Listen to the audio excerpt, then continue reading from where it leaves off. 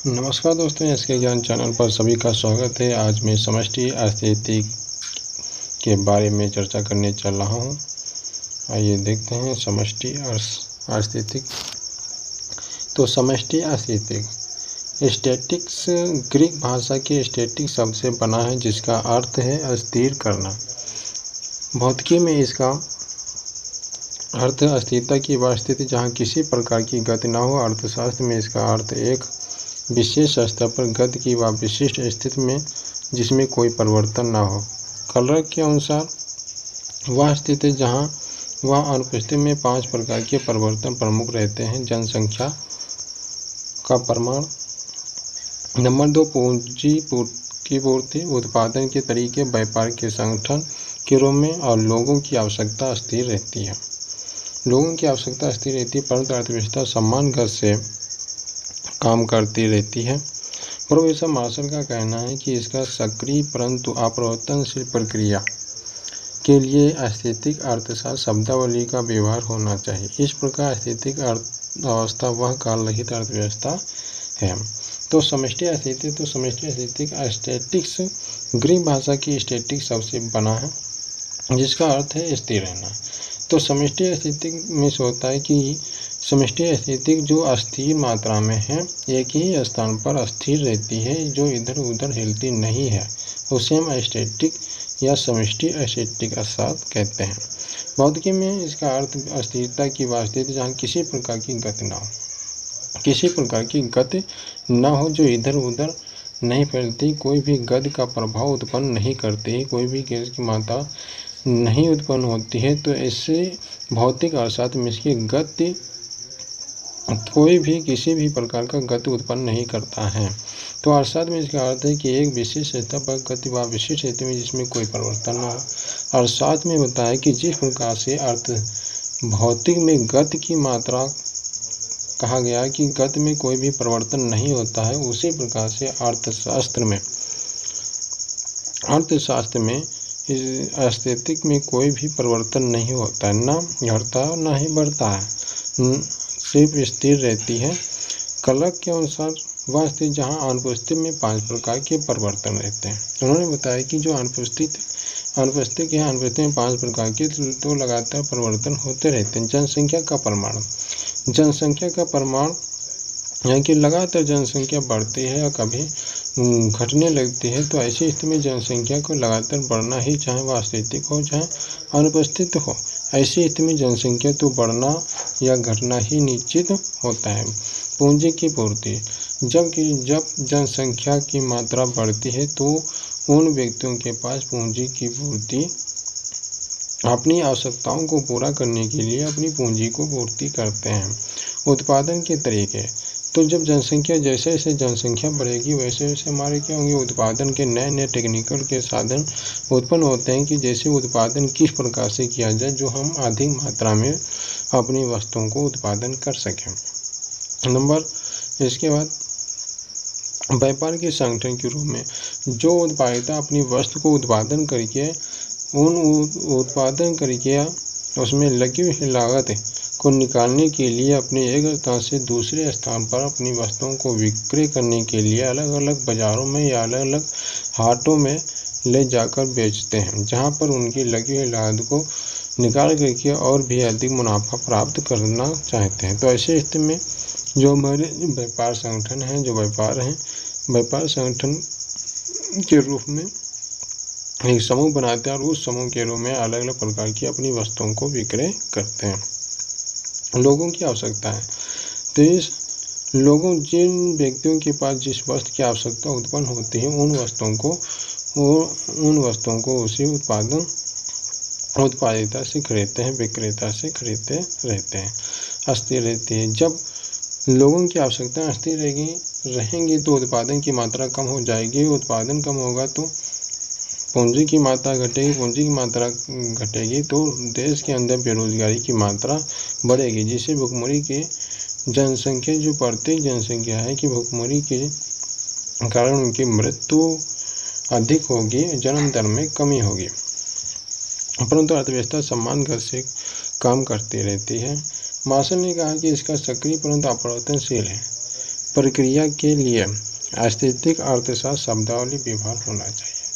Martial ने कहा कि जो अपरिवर्तनशील प्रक्रिया है, जिसमें कोई भी परिवर्तन नहीं होता है, जो अपरिवर्तनशील प्रक्रिया है, ऐसी स्थिति में होना चाहिए जब देश की वस्तुओं की मात्रा अधिक होती है। तो ऐसी स्थिति में क्या होती है कि जो उत्पादकता है अपनी वस्तुओं को उत्पादन करना रुक जाए, जिससे हमारी जो वस्तु है, जो वस्तु की मात्रा कम हो सके, जो उनकी अधिक अच्छी कीमत पर अपनी वस्तु प्राप्त कर सके, वस्तुओं का मूल्य प्राप्त कर सके। इस प्रकार से मार्शल ने कहा। आगे देखते हैं। आगे इन्होंने कहा है, ये बहुत ही इम्पोर्टेंट है, इसमें देखते हैं। जहाँ कोई परिवर्तन नहीं होता है, जो निश्चय में संतुलन में होती है। जहाँ पर किसी भी प्रकार का कोई परिवर्तन नहीं हो, वहाँ पर निश्चित ही संतुलन में होती है। सूचकांकों को चालू मांग, उत्पादन और वस्तुओं सेवाओं की कीमतों को अपने आप समायोजन होता है। चालू मांग, उत्पादन और वस्तुओं सेवाओं की जो कीमतों का अपने आप समायोजन होता है, स्थितिक अवस्था में ना तो अतीत होता है और ना ही भविष्य, इसलिए इसमें अनिश्चितता का कोई तत्व नहीं रहता है। तो इस प्रकार से प्रोफेसर कुजनेटिस का विश्वास है। प्रोफेसर कुजनेटिस ने कहा कि यह मान लेने पर निरपेक्ष अथवा सापेक्ष तौर से शामिल आर्थिक मात्राओं में समरूपता और अस्थिरता होती है। स्थितिक अर्थशास्त्र संबंधों और प्रक्रियाओं पर विचार करता है। आगे इन्होंने कहा कि जब कोई परिवर्तन नहीं होता है तो ऐसे निश्चित से संतुलन में होती है। तो ऐसे स्थिति में क्या होगा, जो उत्पादन की मात्रा है तो संतुलन अवस्थित में होती है। जब कोई परिवर्तन ही नहीं होता है तो जो मांग की मात्रा है, जो कीमत की मात्रा क्या होती है, संतुलन में होती है। चालू मांग, उत्पादन, वस्तुओं, जब चालू मांग की मात्रा चालू हो जाती है तो उत्पादन बढ़ता है। जो उत्पादन बढ़ता है तो वस्तुओं सेवाओं की कीमतों, जो वस्तुओं सेवाएं जो होती हैं उनकी कीमतें अपने आप समायोजन हो जाती हैं। जब भाई मांग करेंगे तो उत्पादन होगा, जो उत्पादन होगा तो वस्तुओं को जो आवश्यकताएं बढ़ेंगी, जो आवश्यकताएं बढ़ेंगी तो वस्तुओं को उत्पादन करेंगे। उनके बदले में जो श्रमिक लगते हैं, उन श्रमिक उत्पादन के बदले में उनको रोजगार के बदले में जो उनको मजदूरी प्राप्त होती है, सेवाएं होती हैं, सेवाओं क्या होती है, वो अपनी कीमतों के अनुसार स्वयं सृजन हो जाती हैं। तो अस्थितिक अवस्था में ना तो अतीत होता है। जो समष्टि अस्थितिक अवस्था में क्या होता है कि जहाँ ना तो मांग होगी और ना ही कीमत बढ़ेंगी। जब मांग नहीं होगी तो उत्पादन नहीं बढ़ेगा, जब उत्पादन नहीं बढ़ेगा तो कीमत नहीं बढ़ेंगी, जब कीमत नहीं बढ़ेंगी तो वस्तुओं की मात्रा कम हो जाएगी और सेवाओं की मात्रा कम हो जाएगी, रोजगार कम हो जाएंगे, बेरोजगार हो जाएंगी। तो ऐसी स्थिति में क्या होता है, ऐसी स्थिति में क्या होती है, जो देश की अर्थव्यवस्था है, देश की अर्थव्यवस्था पर बहुत ही निचले स्तर पर पहुंच जाती है। प्रोफेसर कुजनेटर ने कहा है कि यह मान लेने पर किसी निरपेक्ष तथा सापेक्ष तौर से शामिल आर्थिक मात्राओं में समरूपता है। निरपेक्ष और सापेक्ष तौर से शामिल आर्थिक मात्रा में समरूपता स्थिरता होती है। स्थितिक आर्थिक संबंधों और प्रक्रियाओं पर विचार करता है। प्रोफेसर कुजनेटर ने कहा है कि अपने निरपेक्ष की मात्रा और सापेक्ष के तौर पर हम इसे स्थिर रख सकते हैं, लेकिन लगातार स्थिर की मात्रा नहीं रख सकते हैं। इस प्रकार से कुजनेटर ने कहा है। आगे देखते हैं। आगे देखिए, इसमें प्रोफेसर कुरिहारा द्वारा बहुत अच्छे शब्दों में बताया है। प्रोफेसर कुरिहारा बहुत अच्छे ढंग से इन शब्दों में समझाया है कि यदि उद्देश्य समस्त अर्थव्यवस्था की स्थिर तस्वीर दिखाना हो तो समष्टि स्थितिक तरीका सही तकनीकी है, क्योंकि यह तकनीकी संतुलन की अंतिम अवस्था में निहित समायोजन की प्रक्रिया के निर्देश के बिना समष्टि चरों में संबंधों की खोज की है। तो प्रोफेसर कुरिहारा ने बताया है कि जब समस्त अर्थव्यवस्था स्थिर हो जाएगी, सभी अर्थव्यवस्था की हो जाएगी, स्थिर हो जाएगी, तो समष्टि अस्थितिक तरीका सही तकनीकी है। जब सारी अर्थव्यवस्था स्थिर हो जाएगी तो समष्टि अर्थशास्त्र स्थिति तो है ही है, या तो तकनीकी व्यवस्था बहुत ही अच्छी है। बिना समष्टि चरों के संबंधों की खोज नहीं की जा सकती है। फिर इन्होंने बताया कि जब बिना समष्टि चरों के द्वारा सभी समष्टि चरों के द्वारा इनकी खोज नहीं की जा सकती, ऐसी संतुलन की अंतिम अवस्था को इस समीकरण द्वारा व्यक्त किया जा सकता है। तो y बराबर सी प्लस आई, तो y और सी प्लस आई, यहाँ y कुल आय है। जब y क्या है, कुल आय है, c कुल उपभोग है और i निवेश है। तो यहाँ पर कुल आय, जब किसी व्यक्ति के पास जब कुल आय होती है तो उपभोग भी होगा, कुल उपभोग भी होगा, निवेश करेगा, उपभोग होगा तो उत्पादन बढ़ेगा तो रोजगार की मात्रा बढ़ेगी, रोजगार की मात्रा बढ़ेगी तो आय प्राप्त होगी। जब आय में वृद्धि होगी तो फिर उत्पादन की मात्रा पर व्यय किया जाता है। तो ऐसी स्थिति में क्या होगा, ऐसी स्थिति में हमारे देश की आर्थिक व्यवस्था में वृद्धि होगी, स्थिति नहीं रहेगी। वृद्धि होने पर देश की आर्थिक व्यवस्था में वृद्धि होती है। आगे देखते हैं, इसमें होता है निवेश व्यय या बिना किसी समायोजन प्रक्रिया की एक काल रही समानता समीकरण कुल निवेश व्यय है, या बिना किसी समायोजन प्रक्रिया की एक काल रही समानता सभी दिखाती है। आगे इसमें बताया कि अद्वैता संबंध कुल उपभोग, तो कुल उपभोग बराबर ए प्लस बी वाई फलन दिया है, कुल उपभोग ए प्लस बी वाई फलन दिया है। आगे देखते हैं, निजी क्षेत्र में कुल स्वतः निवेश और कुल सरकारी व्यय का स्तर अस्थिर है। तो इसमें बताया कि जो अपने निजी संसाधन है, निजी संसाधन में लगातार तो वृद्धि होते रहते हैं, लगातार वृद्धि तो होती रहती है, लेकिन उनकी कीमतें अधिक हो जाती हैं। जब वस्तुओं की कीमतें अधिक हो जाती हैं, वृद्धि तो लगातार होती है, लेकिन ऐसी स्थिति में क्या होती है, जो सरकारी है, जो सरकारी व्यय का स्तर अस्थिर हो जाता है। जो सरकारी मात्रा है, जो सरकारी का खजाना है, जो सरकार की खजाना में जब आय की मात्रा आय होती है तभी अपनी वस्तुओं को देश के ऊपर व्यय करती है। जब आय की मात्रा कम होती है तो व्यय की मात्रा कम कर देती है। तो ऐसी स्थिति में व्यय क्या हो जाता है, अस्थिर हो जाती है। लेकिन लगातार जो निजी अवस्था है, निजी अवस्था में लगातार वृद्धि होती रहती है।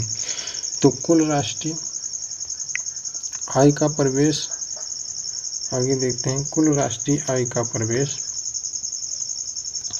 तो कुल राष्ट्रीय आय का प्रवेश y बराबर सी प्लस आई प्लस जी है। तो y बराबर सी प्लस आई प्लस जी साम्य की स्थिति की परिचय के रूप में होता है। तो उपलब्ध सूचनाओं तथ्यों के आधार पर हम निम्नलिखित परिणाम प्राप्त करते हैं। तो इसमें y क्या है, कुल आय, c कुल उपभोग और i कुल निवेश और g साम्य की स्थिति में। तो g क्या होता है, साम्य की स्थिति में प्राप्त होता है। तो इसमें बताया जब कुल आय में वृद्धि होगी तो उपभोग होगा, उपभोग में भी वृद्धि होगी, और जब उपभोग में वृद्धि होगी तो निवेश में भी वृद्धि होगी। जब निवेश में वृद्धि होगी तो साम्य की स्थिति जो होगी, साम्य की मात्रा होगी लगातार बढ़ती रहेगी। तो ऐसी स्थिति में देश की अर्थव्यवस्था में वृद्धि होती है। सी बराबर ए प्लस बी वाई, तो आई बराबर आई हो जाता है, तो सी बराबर ए प्लस बी वाई हो जाता है, तो आई बराबर आई, जी बराबर जी हो जाएगा। तो ए बराबर वाई बराबर ए प्लस बी वाई प्लस आई प्लस जी, इसका सूत्र हो जाता है। आगे देखते हैं, तो आगे देखते हैं कि अतः अर्थव्यवस्था का स्थिति साम्य आय y की स्थिति में विचारते हुए हम यह कह सकते हैं कि साम्य आय y बराबर y यथार्थ है। तो यहाँ पर y बराबर ए प्लस बी वाई प्लस आई प्लस जी हो जाएगा, आई प्लस क्या हो जाएगा, जी हो जाएगा। ठीक है, ऐसे स्थिति में साम्य y के निर्धारण है तो हम यह कह सकेंगे y बराबर 1/1 माइनस बी, तो ए प्लस आई प्लस जी हो जाएगा। ये सूत्र आई की मात्रा, साम्य आई की मात्रा का निर्धारण सूत्र है। तो ऐसी स्थिति में जो साम्य आय का स्तर निजी स्वतः निवेश y स्वतः सरकारी y जी तथा उपभोग फलन विद्यमान धनात्मक आंचल संख्या के संदर्भ में निवेश गुण की क्रिया से प्राप्त होता है। ठीक है, आगे देखते हैं। तो जब हम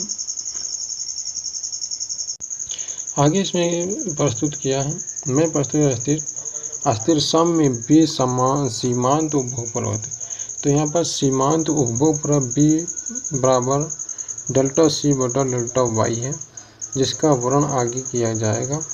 तो इसमें बताया गया ए प्लस 25 करोड़ रुपये और वाई बराबर 25 करोड़ रुपये, तो जी बराबर 25 करोड़ रुपये, बी बराबर 0.75% से इसका सीमांत उपभोग प्रवृत्ति का अंश निकलता है।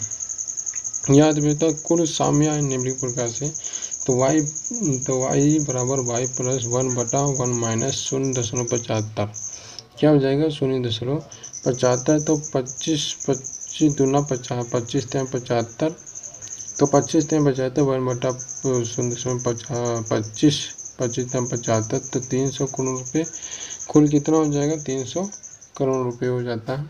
तो इसी प्रकार से आगे हम डायग्राम के माध्यम से देखते हैं। तो यहाँ पर जब डायग्राम देखिए, तो यहाँ पर जब डायग्राम क्या कहता है, तो इसमें बताया कि जो वाई एच की मात्रा क्या है, कीमत की मात्रा है, और एक्स एच की मात्रा क्या है, इनकम की मात्रा, इनकम इस आय। तो यहाँ पर कीमत है को दर्शाया गया है, यहाँ पर क्या होती है कीमत को दर्शाया गया है, और यहाँ एक्स एच की मात्रा पर आय को दर्शाया गया है। ठीक है, आय को दर्शाया गया। तो यहाँ पर जो खड़ी रेखा है जो वाई की मात्रा है, जो निवेश की मात्रा को दर्शाती हैं, ये क्या है निवेश। ठीक है, जो निवेश की मात्रा है, निवेश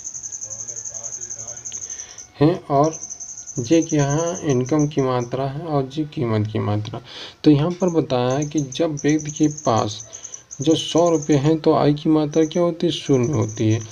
जब 0 होती है तो यहाँ पर निवेश की मात्रा भी क्या होगी 0 होगी। जब व्यक्ति के पास 200 रुपये हो जाती है तो आय की मात्रा 100 प्राप्त होती है। जब 200 प्राप्त हो जाती है, जब 100 होती 0 होती है तो यहाँ पर आय की मात्रा भी 0 होती है। जब 100 रुपये आय प्राप्त होती है, कीमत होती है, तो व्यक्ति के पास आय कितनी होगी 100 रुपये होगी।